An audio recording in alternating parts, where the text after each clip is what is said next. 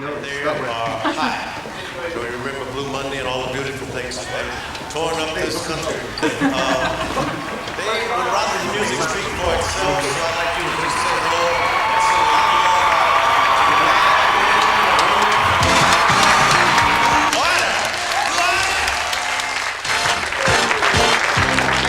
Thank you so much, ladies and gentlemen. Hello, good evening, and welcome to The No Show. In Joy Division, we'd worked for 4 or 5 years.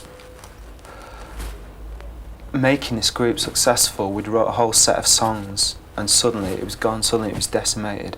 I think the beauty of New Order is that we overcame that, and we did stay together as friends. And we became perhaps even more successful than Joy Division. I think that's quite an achievement, really.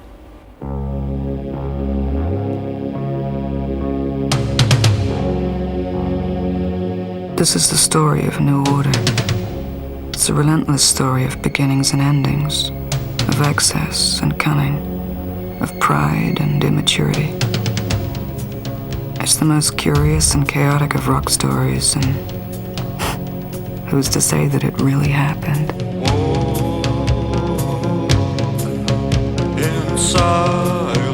New Order have been together in one form or another for 16 years. From a shadowy underground, first as Warsaw, then as Joy Division, their distress songs about depravity and deprivation seem to shake and writhe out of deep, craven trouble. Their music was fantastic.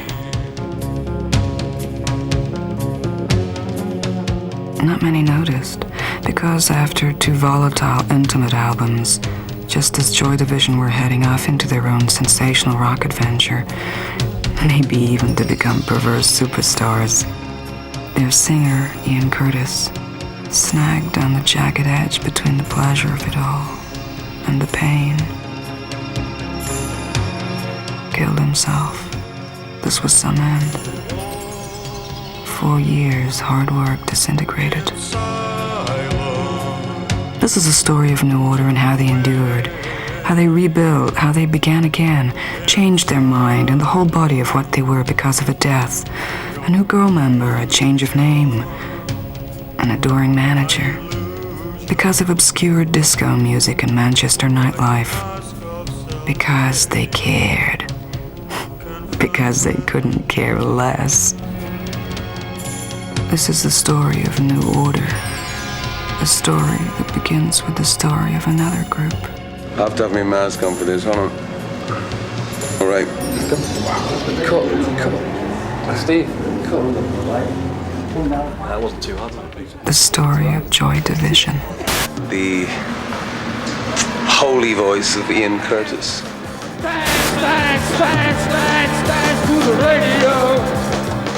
I feel proud of Joy Division. I've never resented him. And I don't mind talking about Joy Division to anyone. Although I do find the albums a bit heavy to listen to these days. Anyway, we love the man and we love the band. They were an original of the species that later became goth. Never mind. The thing that was most upsetting about it was that Ian wanted it most and worked hard as any of the rest of us did. And, you know, the fact that it was snatched from him, that he didn't get it back, and we got it back, you know, that sort of upsets me even still now. I'm aware now that he was in trouble, but yeah, there were signs before, but nobody realised how serious it was. You know, I think we were all too busy having a good time, including him. You know, well, he mustn't have been having that good a time, but he appeared to be having a good time, you know. And how did he die? By going home to watch Trocheck, at the end of which the final words are, "There's a dead man in the cable car and the chicken's still dancing." At which point he decided to listen to some Iggy Pop and put a rope around his neck. Why do you think he did it? Secret. There you are. But Ian would have been better, even better. We're going to attempt to deal with a phenomena in music called New Order. Who are they? What are they? Why? If we got another singer in it, it'd be like Joy Division 2, really, and whoever you got in would be under a lot of pressure and be like comparisons with Ian and stuff like that. That we definitely knew we weren't going to do. So let's have the singer sweepstake, which Bernard drew the short straw on. Well, I didn't view it as being difficult taking over from Ian, because I considered it an honour, really. Describe the album covers. Gillian, movement. Blue. Very good. It was Rob's suggestion that we got Gillian in, who had actually appeared with Joy Division at Eric's. So we did a gig at Eric's in Liverpool, and as Joy Division. And just before the concert, Rob Gretton, our manager, hit me on the hand with a bottle. Who said they were all on drugs? Ludicrous! No, we were fooling about in the dressing room with bottles, and I tried to hit him and he tried to hit me, and his bottle hit my hand, and it cut my hand and I couldn't play. So I played through half the set, didn't I? Ironically, in a song called I Remember Nothing. Guitar on that one as well. If it was Ian that played guitar on that one. Right, let's not not get overcomplicated. Anyway, Gillian came on. And out of the audience. Gillian came on and did one of the songs with us, so that was the first time she played with us. And I thought, God, my mum and dad have never let me join a group. But they said, oh yeah, why don't you do it? We thought, when Ian dies, she'd be the perfect replacement. In fact, there's a rumour that she killed him. The Order, yes. How did that happen? The Order was Rob's suggestion, as Rob Gretton, our manager. But what was all the stuff with the Nazi imagery? I mean, risky. We really thought it didn't have any connotations, and we thought that it was a neutral name, it didn't mean much, and that a name becomes you after you've had it for about 6 months anyway. Well, I thought it was just like a new lineup, so I looked at it from that way. I didn't think it meant... Order of the group? Yeah. That would have been really bleeding corny, that would. Well, that's me. Tony called and said that the band was plugging on. It was going to be called New Order. I went to the show. I have to confess, I wasn't expecting much.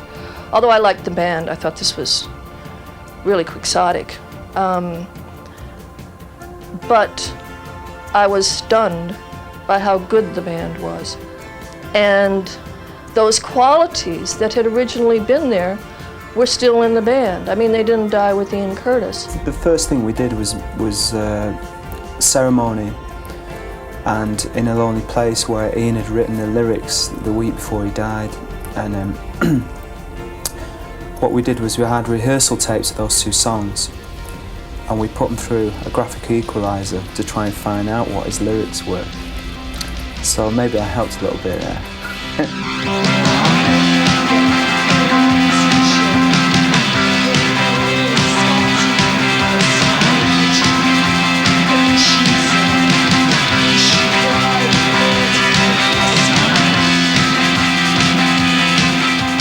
Because I'm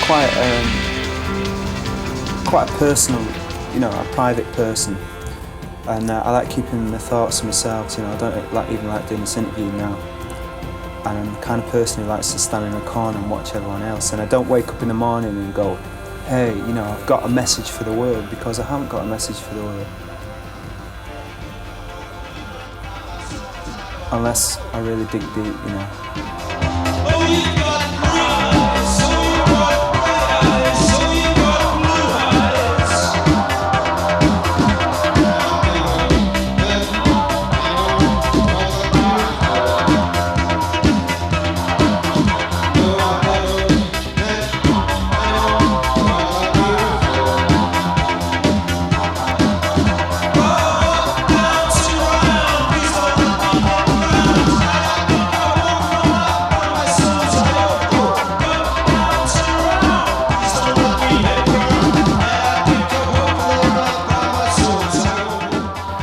If we performed Sacrifices in our rehearsal room in Salford, then maybe we could attain some of the success that Led Zeppelin got. Well, first we didn't do it till we actually left the place. We pledged our souls to the devil, and we got Blue Monday after that. I don't know, but I'd have thought that if you'd have been involved in something that was very dark, and that thing had happened, you would want to go away from it. You'd want to get lighter, just out of relief. We sacrificed the sheep in the rehearsal room, and then we had Blue Monday as our first. Singing in the sun. Yeah. Singing in the sun. They were very good, very good. So what we did in the studio was that I had the lyrics on my lyrics stand, but on the mixing desk I had a big piece of cardboard with $200,000 painted on it right in front of me while I was singing the lyrics, but I just couldn't stop laughing. How does it feel when a new day has begun? When you're drinking in the sunshine, sun-kissed is the one. When you want to drink in the sun, there's only one. Go on, drink it in. Sun-kissed, regular or diet. When you need a taste for living, sun-kissed is the one. The change didn't just come with New York, it came from influences. Blue Monday was influenced by Sylvester, by Kraftwerk. I remember Ian, even in the days of Joy Division, Ian used to bring Kraftwerk records to rehearsals and play them and said, listen to this, it's something new, you know, it's something fantastic. He used to play Kraftwerk before we went on stage as Joy Division. So the synthesizer influence came from that, really. I guess it came from Ian. Maybe he knew, and maybe he was showing us the way on. I'm talking about this group that was influenced by the Sex Pistols, but at that time I didn't understand it because I thought they were much better than the Sex Pistols musically. And this was around the time of, around the time I was just became aware of Kraftwerk and some other the techno pop groups, but New Order was always different as human beings, as musicians and everything, and they were funky, and they had tight time because naturally when you're dealing with sequences, you know, the time's going to be nailed down with spikes, which I loved, and they knew how to really deal with dance music. You just said we didn't have any. No, I didn't say we didn't have any influences. Didn't say You said we didn't know what kind of noise we wanted to make. We didn't know what kind of noise we were going to make. Right, yeah. Oh, right. I'm sorry for disagreeing with you there then, Steve. No, you're coming off at a tangent now, I think. You're getting a bit thin on top, you know. I ain't doing it. The money. Rob Gretton is in fact the attitude of New Order in many ways.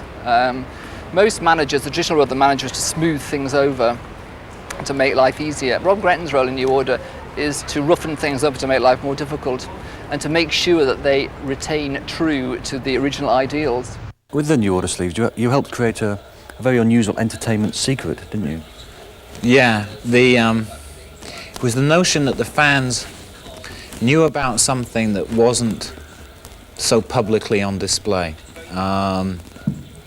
There was an interesting piece in the New York Times by a guy called John Perellis that I think he titled "How Cool Is Coldness," and he raised the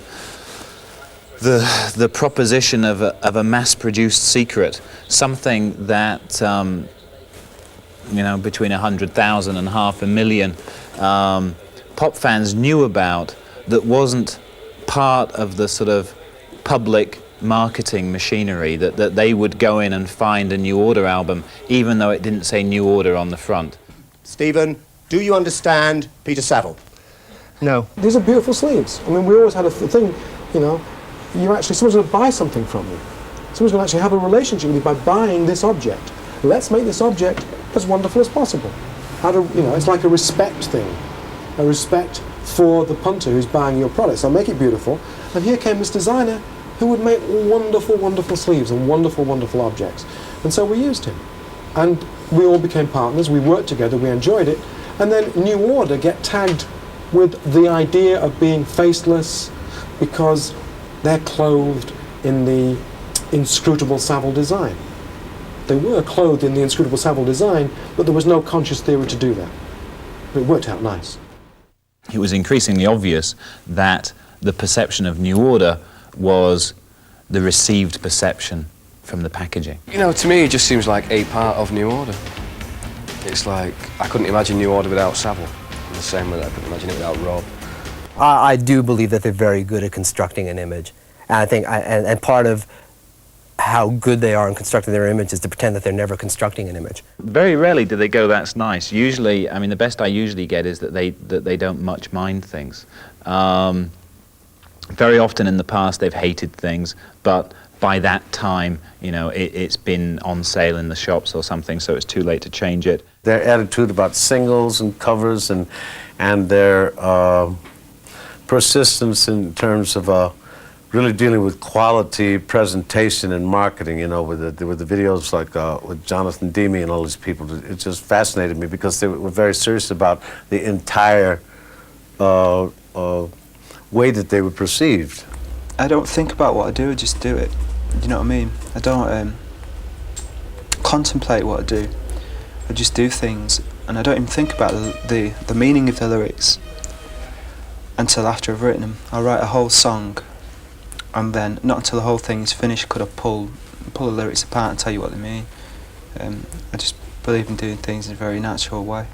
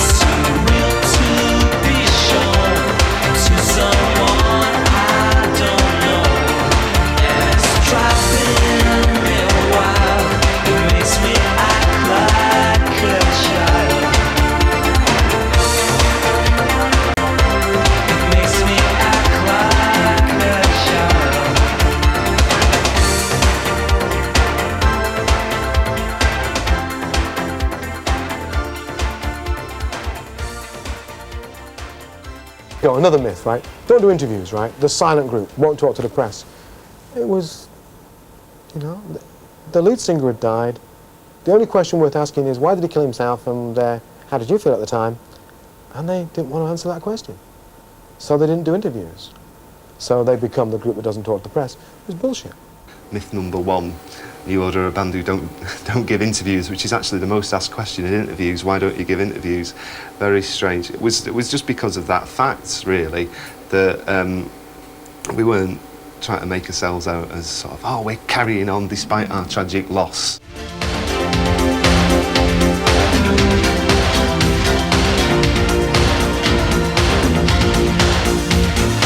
Could New Order have made the music they've made without drugs? Gillian, I really want something from you here, man. Yes. They could have made the music... Well, how do you work that out, then? And did on several occasions. No comment. No comment. I like writing the music. I really enjoy writing music. I like creating something from nothing. And it's the best feeling in the world when you've written a brilliant track and you know it's good. Where is Tony? I don't know. Does anybody know where Tony Wilson is? And the moaning, right, New Order have never in their lives been able to put a value on the hipness or the still hip quotient that this club gives them. If they weren't part owners of one of the most glamorous and wonderful nightclubs in Europe or the world, then people might notice that they were actually old bezies. Or not. I lived in a fucking council flat while we were putting 10 grand a week into the hacienda. In anyone's books, that is wrong and ridiculous. Month. Thank you. 10 grand a month. So. I'd just like to say one thing about the hacienda. I'm slightly biased because on the opening night, right, I had to pay to get in.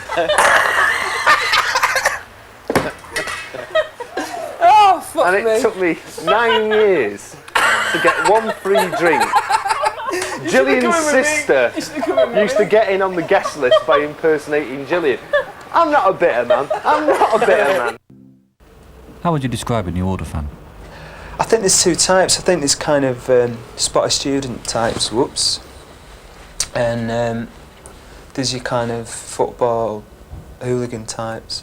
I think we attract those two distinct types. God knows why. Which one of them went to number one? I got it. What was it called? The World in Motion thing. And who wrote most of the lyrics? Stephen A. Stephen A. Sexy show. Let's go mad. Didn't take very long. And it got to number one. Who went mad first? I did. Of course, Paul Gascoigne is a bit of a lunatic. In the middle of some drama, New Order proved their perversity by producing the 1990 England World Cup song. They made it seem the obvious thing to do. There was Des Walker, Paul Gascoigne, myself, Peter Beardsley and Chris Waddle were the five who were there. And we all had a go at the rap. I remember when we were doing the record, he said, right, sing this line, so we're just reading it. You know, because we don't know the words, we didn't know anything about it. So we'd sing it and we'd think, that sounded terrible. And then he'd say, right, fine, on to the next one. I mean, I just think it's one of these things where in a group you can exploit life, you know, it's like, it's such a great chance to meet people like that, whereas normally you wouldn't get a sniff. I've been making records since 1966. I've only seen these guys twice. It's just nice to see people happy. It's also nice to see people shouting fuck off at you and things like that, you know, it's like, you know, you're up there, aren't you? You can do whatever you want and get away with it. Tony ran Factory the way Tony wanted to run Factory. New Order ran New Order exactly the way they wanted to run New Order. I mean, there were no record company executives determining how they lived their lives. You know, it became undone really just for some very basic fundamental reasons of business. Nobody really wanted to play the businessman. The thing about gigs is you can come off stage thinking you've done the worst gig ever, and there's somebody who'll always come up to you and say that was great, that was terrific, that's the best band in the world. And how do you react to that? Whose idea was it to start doing Republic? I have to say, in all honesty, I don't really know. we just sort of drifted back together and started writing a record. One of the heartbreaking things about it was that people thought you were getting back together again to help Factory, and it wasn't. It comes out of that thing about doing things for yourself. It was for us. We did it, not for anybody else. New Order couldn't possibly have signed to Sony because Sony is a very, very corporate company in a way that, London, although it's part of a multinational company, it has some kind of history and its own identity within that corporation, so I think they might find that easier to deal with. Fundamentally, they wanted to be with a major label. They'd been with an independent label for all those years, and I think they'd grown up and they'd established themselves as artists, and that had given them the right to have complete control of their own career, and they continue to have that right in a major label. I think it was probably the time for them to be in a major label. The point about contracts is that if you work with people you trust and they trust you, then it shouldn't have to happen.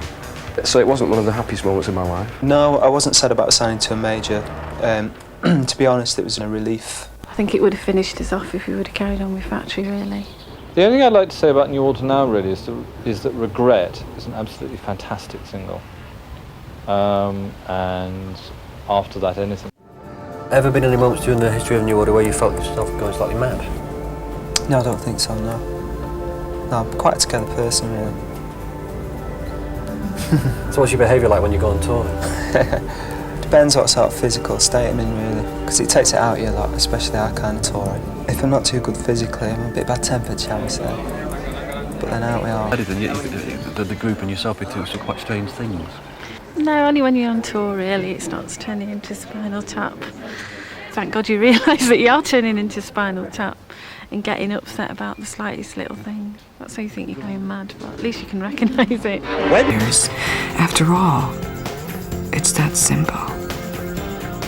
It's that absurd. A fairly peculiar little group. We've all got our idiosyncrasy. I mean, they must admit, after Technique, there are times I thought there'd never be another New Order album. Sometimes, now, I think there'll never be another New Order album.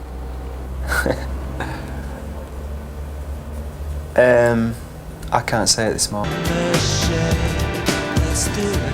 Proud in the sense that we're still here, I suppose, in the face of adversity recently, and largely in a way that no other band has done before. I think, I'm proud of that. And to do, it's changed completely over the years. We've become a pop band. I was saying it last night when we did Softly Pop, so I felt very strange doing it, because I never really wanted to be in a pop band. But we never set out to be pop stars, did we? We set out because we, that's the crux of it. But but we exist, whether you like it or not. We exist in a pop world. Yeah, and people expect you to do pop things, to be pop-tastic. But on the other hand, we enjoy the additional exposure that being in that world gives to music, and the fact that it gives you power, and that a lot of people will hear your music. A lot more people will hear your music. Then I've just got to say something, but you obviously run out of film. He's a musician. That means he's a mean bastard. Hey, just again.